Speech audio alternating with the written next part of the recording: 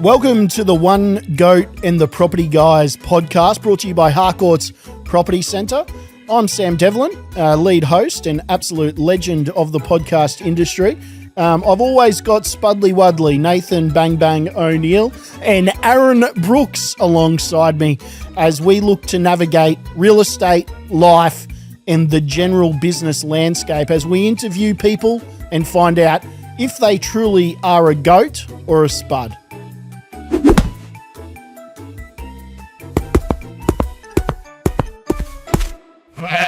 All right, well, we're back with another episode of One Goat and the Property Guys. Today's goat, Aaron William Lucifer Myrtle Brooks, Hall of Famer, loves Sudoku. First cadet For Ray White, Facebook ninja. He is one of the all-time great scribes at auctions these days, does less talking and more number writing than anyone I have ever seen. Have you got anything to add? Well, we did see him doing the numbers at his most recent auction in Noosa, and he did struggle to call it, so he's better writing them down. He's better writing them down now. But Aaron Brooks, welcome to One Goat and the Property Guys. You're the goat today, so there you go. Mate, very fortunate to have you here. Excellent, mate. First of all, this question isn't on here, but your reputation precedes you, and I've no doubt there's people out there that are wanting to know who the real Aaron Brooks is. Who are you? Look, I probably think, I spent 20 years of my working life trying to get people to like me that I didn't even like, right? And I know that probably sounds really harsh, but I guess I just drew a line in the sand many years ago to go, you either like the real me or you don't. I think there's probably people that don't like me. I'm not everyone's cup of tea, and nor do I really want to be, if that makes any sense. I'd rather just be a bad version of myself if I have to be than a good version of somebody else. Like, from my perspective, if you're in my circle, then I'll give you everything I got. If you're not, I probably won't give you a terrible amount, if that makes any sense. And not because I'm being rude or any of those things. It's just, my heart's big, but it's not big enough to give everyone everything that they need all of the time. But, if you're part of our family, then you got everything you'll get from me ever, if you believed half the stuff that got told about me, you'd probably be in a corner rocking somewhere. I mean, people love to hate, and that's okay. It used to worry me once upon a time. It doesn't worry me anymore. I'm really comfortable in my own skin. I know who I am. I just want to give value to the people that I love. Simple as that. 100%. Well said. I didn't really know where I was going with that question. I just thought, I'm going to throw it out there. So, there's no point. There's no point having these discussions if we're not going to be honest. No. I agree with that. So, we hear this all the time by many different people where they say, I fell into real estate. It's the career that, I just happened to be here. Was it happenstance for you, or more methodical and planned as a strategy? Look, I guess I went to school to play footy and eat my lunch, right? Like, I was scholastic. And breakdance. Yeah.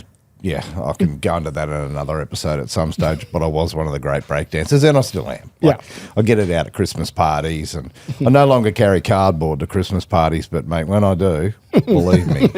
We know the breakdance is on. One of the greats. Get the helmet out. Yeah. Yep.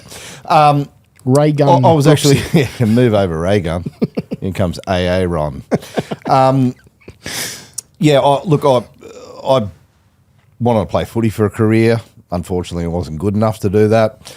I was then going to be a fitter and turner. I got a job at Sims Metal, and because I could play footy back in the day, Sims Metal had a pretty competitive footy side. So I remember my dad taking me to Sims Metal, playing Colts out at West, and went in there for the interview because they said, mate, come and have a chat to us because they thought I could play a bit. So went out there and sat in the lunchroom, and all of the boys were in there having a feed and what have you, and every single one of the walls was just completely lined with centerfolds from Playboy magazines and stuff like that.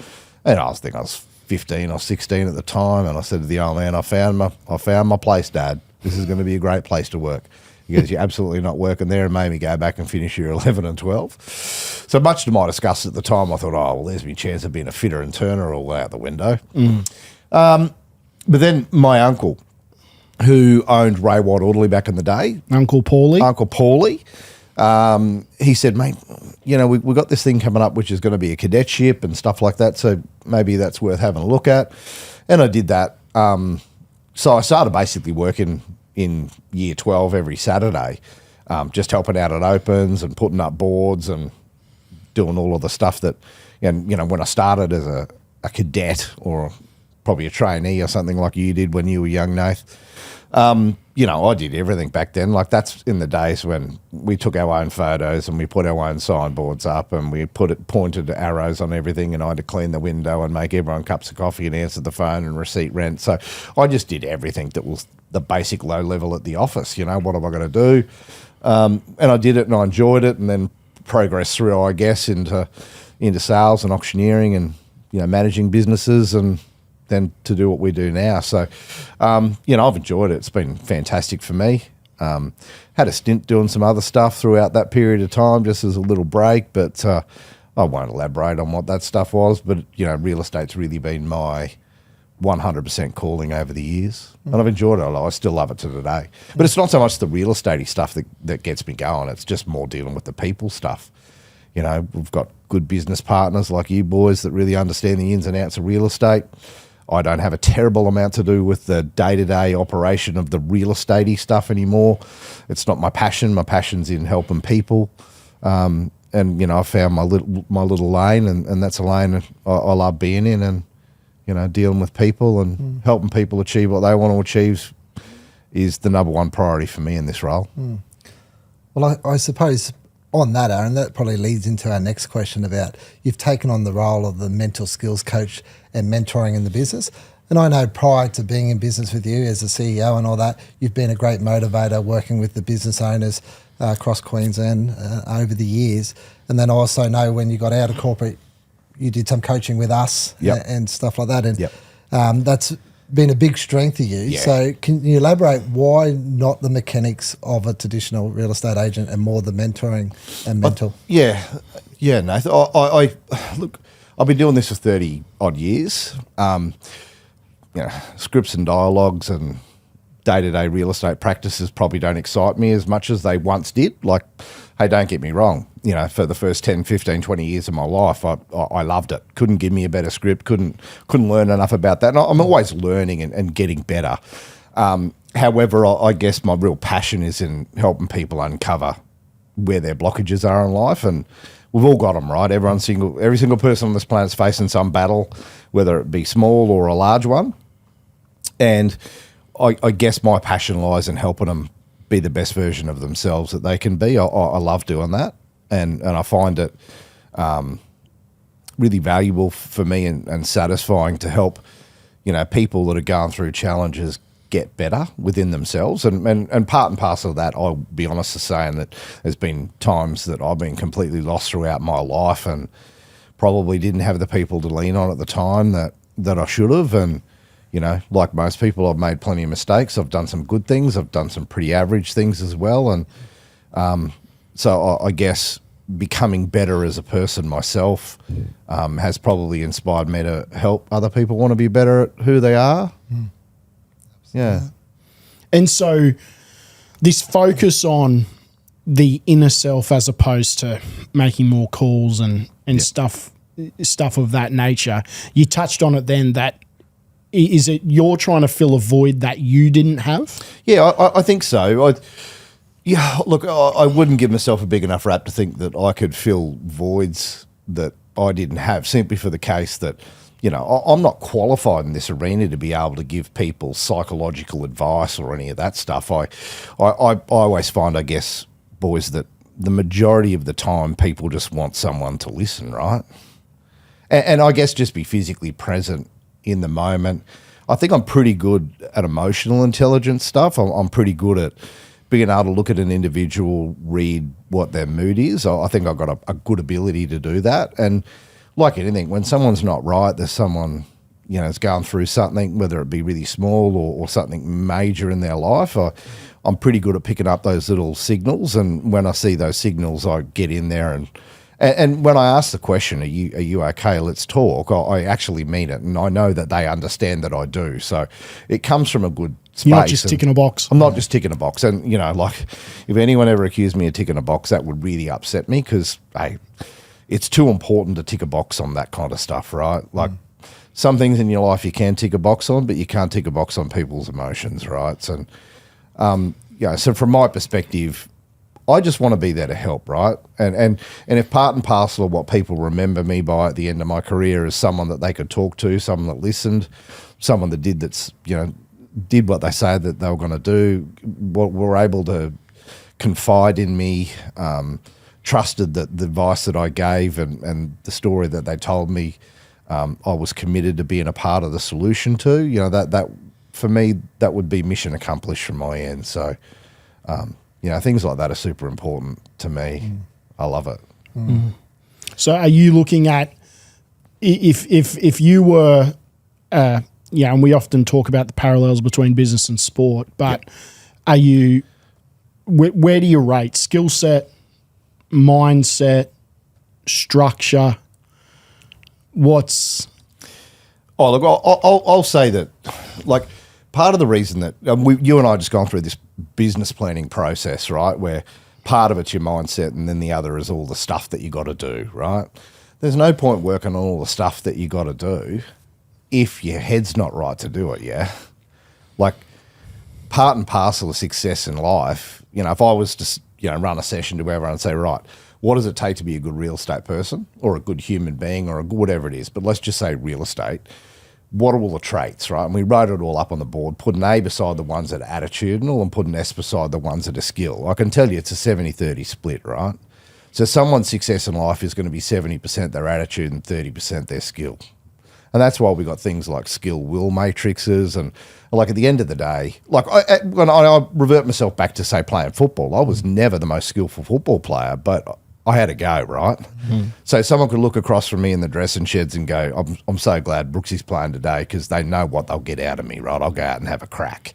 So what I always lacked in skill, I always made up for with attitude and having a go and not wanting to let anyone else down, including myself. So I think in life, if you're mentally right, if you're in a good space, you're dealing with your issues that need to be dealt with, you're really clear-minded on it, you've got a level of motivation that'll allow you to lock into being disciplined and do all of those things, then I think being successful in anything you do in your life is a whole lot better when you're mentally right to do it.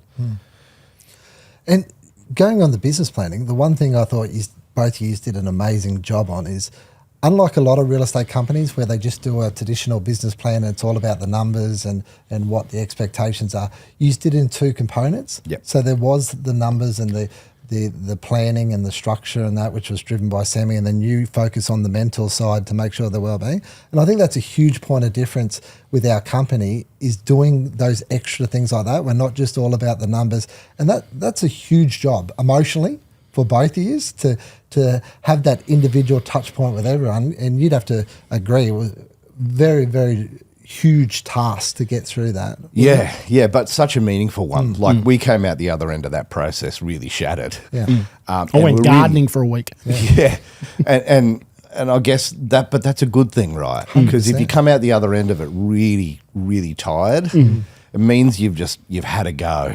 And the challenging thing is when you got 2 or 3 of those in a day, is that you just don't take one mindset to the next meeting, You physically got to have that meeting, not be thinking about the one that you just had, not be thinking about the one that you're about to have. You're in the moment, in that moment, at that time.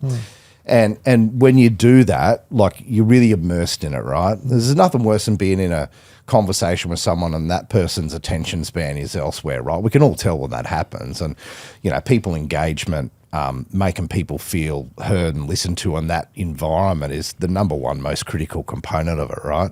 So when you're in that meeting at that given time, there's nothing else going on in the world except for that discussion. Yeah. And when you're really locked into that, then that makes all the world of difference as to what you actually get out of it.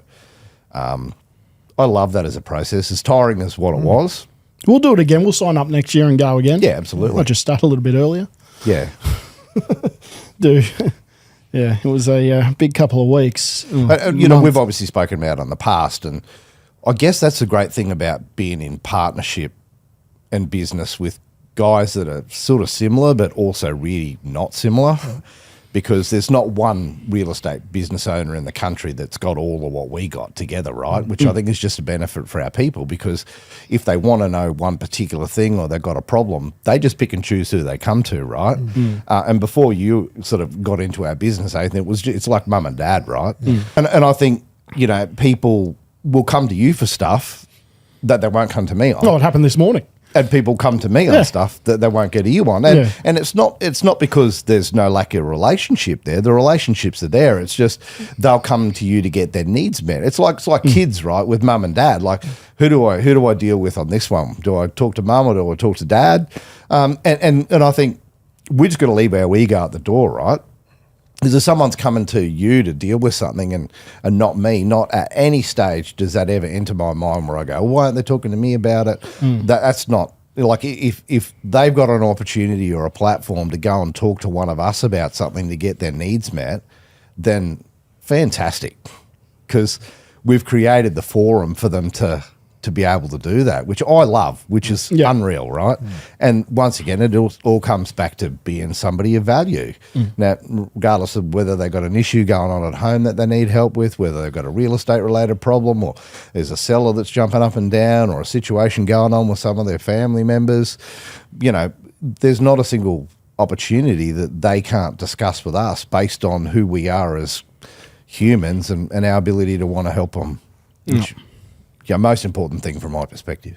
So obviously you can traverse both worlds. You can traverse the real estate structure, you know, prospecting, you know, what to do, what to say, who to say it to. You also have this emotional intelligence side. Yeah. So is it as cut and dry for you to just go, they're not going to make it? And if it is, what is it? Yeah, okay. One of the great things about our industry is that it doesn't matter your age, you know, sex. Your sex, where you come from, short, tall, whatever, doesn't matter. Yeah. That has nothing to do with it, right? Yeah. I guess to answer your question, will I make it or will I not make it? This is a hard business, right? And I spend a lot of time trying to talk people out of getting into real estate that want to get into it. And it's only just to really qualify them to go, mate, this isn't all about houses. Yeah, this is about emotions, hardest right? 12 months of your life, earning absolutely nothing. Earning nothing. Yeah. But they need to have a motor. Like you need to. So there's probably two things I talk about. One is having the motor. Because if you haven't got a motor, this is not the business for you. So you have to have that. That's the hustle. Yeah. And just and the second thing is your recovery time, right? Yeah. Because, you know, I like 33 years down the track, I still get rejected every day, right? So how quickly do I recover from rejection, or how long do I kick stones, right? And that's why, you know, when you're talking to real estate people about, you know, they've been chasing someone up for a couple of years, get the opportunity to go list their home. For whatever reason, the owner decides to go in a different direction. They miss it. How quickly do they get over that? And part and parcel of what I say to salespeople is you've got to treat it like you're out surfing, right? If you're on a surfboard and there's a wave coming in and you miss it and there's another one rolling straight off the back, then you're just setting yourself to go again. But if there's no wave in the future and you miss that opportunity, well, then you're going to kick stones, right? So part and parcel of recovery is someone's ability to have a pipeline, have all of the stuff that they need. So an opportunity goes out the door, another one's right there. So that's part and parcel of it. But I would say two most important things: having a motor and having good recovery speed. Remember the 3 reasons why people don't succeed. They don't know what to do, they don't know how to do it, or someone or something stopping them from doing it. And I can tell you, in most instances, it's someone or something is themselves, right? They're not allowing themselves to get out of the road of their own success. We all have this glass ceiling above us of what we think we're capable of. And too often in life, we don't see it, but it's there. And unless you're prepared to really punch your head through that and get into some clear space, then you'll always be restricted by your own self-beliefs of your own self-worth and value and those things. Helping people clear that out is really important. And so I'm hearing you right now that it's more will than skill. So what do you think is the best piece of advice you can give someone right now? They might be in the industry for less than 12 months. Yep. They think that they're doing everything that they possibly can from a prospecting point of view. Yeah. What's the one thing they can do to work on their will and their motor? Or is it, can you work on a motor? I definitely think it's like fitness, right? Yeah. It's like fitness. The fitter you get, the bigger your engine capacity will get. So, but, obviously there's physical side of it. Like you've got to be fit enough to go, right, I can do this. I can survive and thrive and do the stuff I got to do. But mentally, you just need to broaden your horizons. And one thing I will say is, somebody said to me years ago, Brooksy, you'll never earn 10% more than what you think you're worth. And when you expand that and go, well, hang on, I'm worth that, then you expand it and you start thinking like a higher producer. And I think like the benefits of your surroundings, like one of the first things that I would probably say is that you probably need to get in different surroundings, because it's like, this is the footy analogies, pitch. But everybody, the recruitment pitch. No, this isn't a recruitment pitch. This is just like when you're playing. Say you're playing footy in B grade, and then you step up to playing A grade, and playing A grade step this up week, to playing Cup or NRL or whatever you're doing. What's your favourite line, Wayne Bennett? Sometimes you just got to play where the coach needs you to play. No. Oh, you're playing first grade this week. Don't fuck up. F it up. So I guess the higher you go and the better quality humans you surround yourself with in business, you will learn how to become better, right? So watching good habits, watching other operators do things. And look, I've learnt plenty of valuable lessons from people that do it well, and I've learnt plenty of valuable lessons from people that don't do it well, right? Yeah. So, but if you have a will and a want to do it, you will discipline yourself to engage in the activities that other undisciplined people won't, right? Because what starts you off on your journey of success in anything in life is your motivation initially. Like you've got to have that motivation to get moving. I guess once that motivation, you're starting to move, then your disciplines have to kick into place, right? Because discipline is what's going to carry you across the line.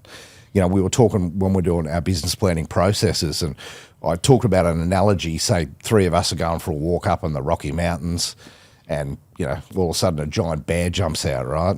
And we look at this bear and it wants to eat us, so we all start running. So the motivation for us to get moving was we don't want to get killed by a bear, right? And we're running, we're starting to gas out a bit, but then we look down the path, and 500 metres down the path is a cabin, right? So all of a sudden now we've got an attention, like we're running away from something that wants to eat us. Now we're running towards something that gives us safety, right? And I think often in life people don't make that transition from running away from something that scares them into being somebody who's focused on getting to a particular place, target, goal. So it is about, going from writing 200 or 300 or 400 a year in fees to going, how do I crack $1 million? There's a whole lot of things that they need to do, but a lot of it is just focusing on filtering all of the little details and little things in there, being held highly accountable to yourself. Like all good people I know hold themselves to a higher account than you or I could ever hold them to. So they are focused on what it is that they need to achieve, and they hold themselves accountable to, looking at themselves in the mirror and going, have I actually done the work or have I not? Because we all know that, when you accept personal responsibility for where you're at, you take control, right? Spudley? No, I think that's great advice, and like I said, what you do within the business in regards to the mental management is fantastic. And I know our team members really, really appreciate everything that you do. And it's great, as you mentioned, we've got 3 different dynamics. And I think the thing you add most value to is probably one of the most important things. And like you said, it's about hiring good people that you can naturally develop if they've got the want and the motor to do it.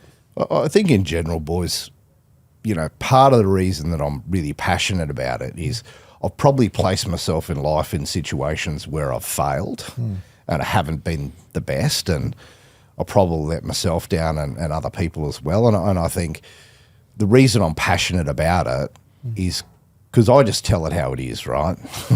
And I'm vulnerable. I don't get up there and pretend to be somebody that I'm not.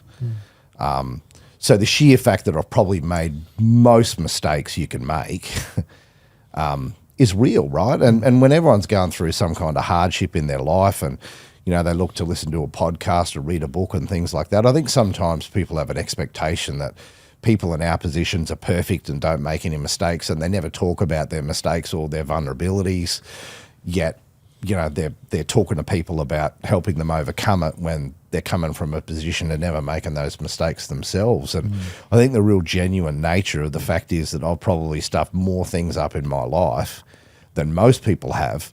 People also understand that warts and all, they just get me. And I'm happy to be vulnerable in that environment. And when that's the case, I think when people listen to what I have to say, I think in most instances people go, well, yeah, that's someone that's been there and done that. And I think that makes people feel better that, hey, shit, that dude makes mistakes, that lady makes mistakes. We all do. Yeah. But if you're prepared to admit what they are and face up to it, then I guess ultimately people feel more comfortable that they're not on their own. Yeah. Like every good coach, you have a good spray in you. One a year. Yeah, you're allowed one a year. Otherwise you lose the dressing shed. Yeah, there's no Ricky Stewart stuff. Once a year, though, Ricky comes out in it. I love it because it's hilarious when it does come out. But, a few years ago, we were doing leadership training. I'll tell this story about Brooksy. We're doing leadership training. And it was at 8 a.m. in the morning, right? And I think I was the second person there, and I got there about 2 past 8. Right. Anyway, people start filtering in, gets to about 8:15, and Brooksy opens up the meeting by closing the meeting just by saying, guys, we're doing leadership training. If you can't get here by 8 a.m., I can't be bothered doing this, and just storms out, walks out. And gave his spray. I was like, we're not doing it. Like, you got to be on time. The first lesson of leadership, and that was his one spray. That was 2023, I reckon. I don't think I've had a spray. No. You did Friday a little bit. I got a little bit. You got a little bit testy about self-development, and so my question is. Nobody puts themselves harder under the microscope than I do, right? No, I get that. I place myself at a really strict standard. I remember the next time he was late to a meeting, I shut the doors and stormed out. It was good fun. When have you ever arrived at a meeting earlier than me? Only if we come in the same car and you walked in the door first. No. Sometimes I try to catch people out every now and then by being on time. So your spray on Friday was around self-development, self-improvement, and what are we doing to get better? So 34 years in the industry. I think on our website it says, you and I have called in combination over 20,000 auctions together, and we've sold billions of dollars worth of real estate. How do you stay relevant? Yeah, a great question. I think I know. I am.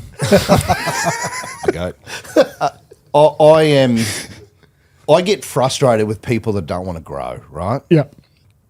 And when I say frustrated, I think we've all got an obligation in life to just keep, you talk about sharpening the axe and those things. And I think, unfortunately, in life, a lot of people get to a certain level and they're like, right, my work here is done. I can't get any better.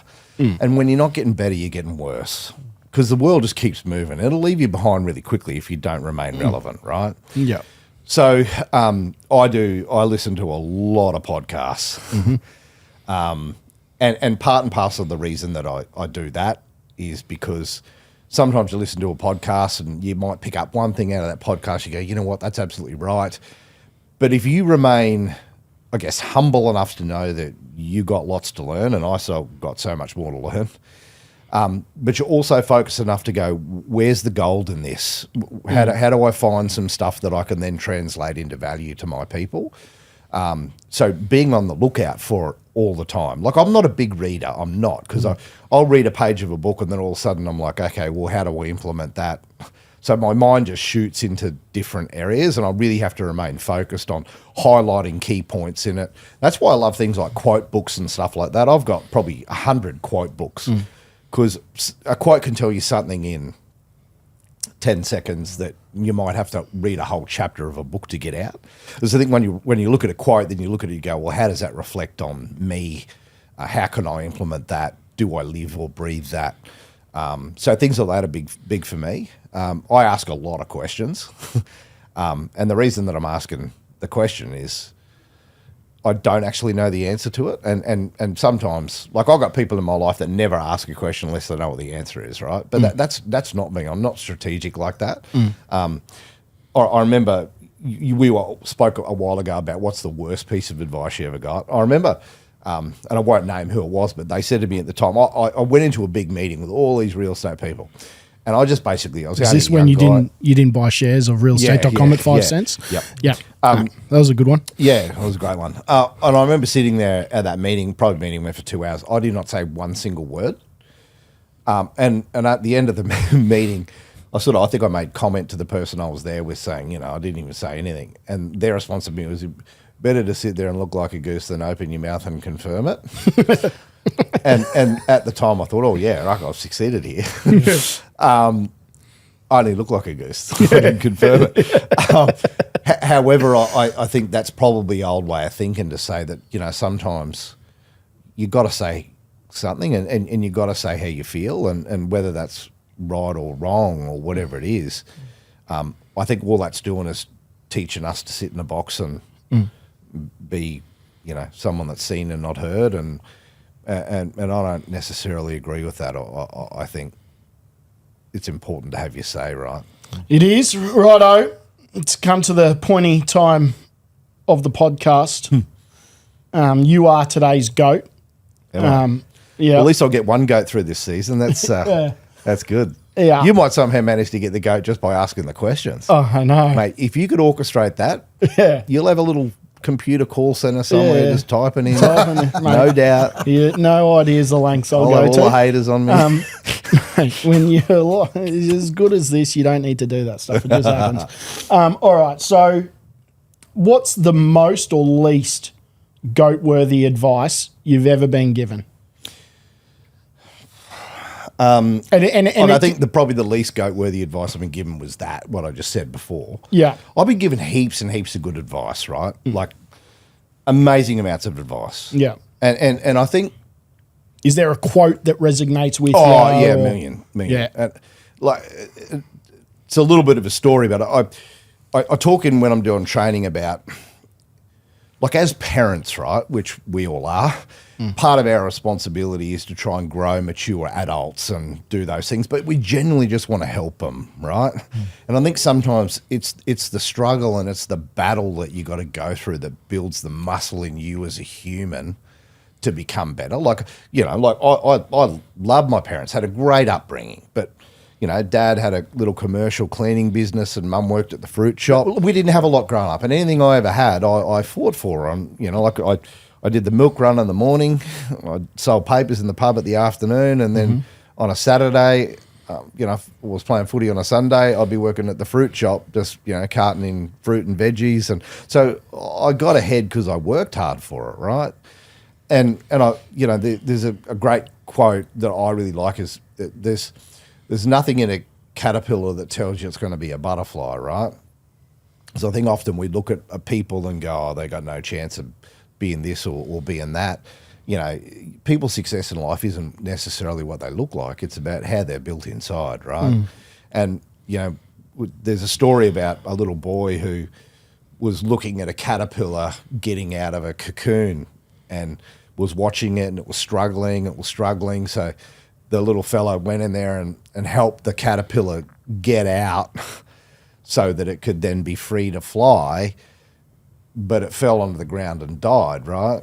Because what built enough wing power and development from being a caterpillar into a butterfly was the struggle to get out on its own and fly away. And I think in life sometimes we've got to let people go through those struggles. We've got to support them. But that's often the difference between sympathy and empathy, right? Is empathetic people help people find their solutions, where sympathetic people just jump in the pity party, and trying to find that happy balance between being able to support people and not falling into the trap of, oh, woe is me type thing, because we're all facing battles, right? And people need support. Like, I want support. I don't want sympathy, right? I want empathy. And part of what makes good quality humans is the understanding that we've all got an obligation to be there to support each other, right? Like, this is a hard enough business as it is without having internal conflict inside your business. Those things are critical, right? So from our environment as leaders, we've got to do our very best to create the environment that makes the biggest difference for our people to be successful in. Not one where they don't have challenges, but one where there's enough people there to support what their dream is. I like it. Yeah, that's awesome. Wow. Aaron, William, Brooks. Lucifer, Myrtle, Brooks, Hall of Famer, mad Sudokuist, philosophizer. What is Sudoku, by the way? I don't even know how did that come I don't about? know how you play it. I don't even know what it is. Was it you that said I was into Sudoku or something? Yeah, it's for your Was Hall it of you? Fame speech. Right, yeah. Yeah. I thought it was I'll good. have to Google what Sudoku actually is. You'd be good at it. It actually, I got hooked after I said it. Yeah. Really? Anyway, mate, congratulations on a stellar career. It's not over yet, Sammy. I've got plenty more The fuel best left in my is tank, yet buddy. to come. Yeah, I'll get better. Yeah. I like it. All right. Thanks, guys. Thanks, Cheers, AB. boys. Good on you. Thanks so much for joining us for another episode of One Goat and the Property Guys. Remember, make sure you vote for if they were a goat or a spud during the last episode. Don't forget to like and subscribe to YouTube and at Apple Podcasts so that we can keep creating great goat-worthy memories.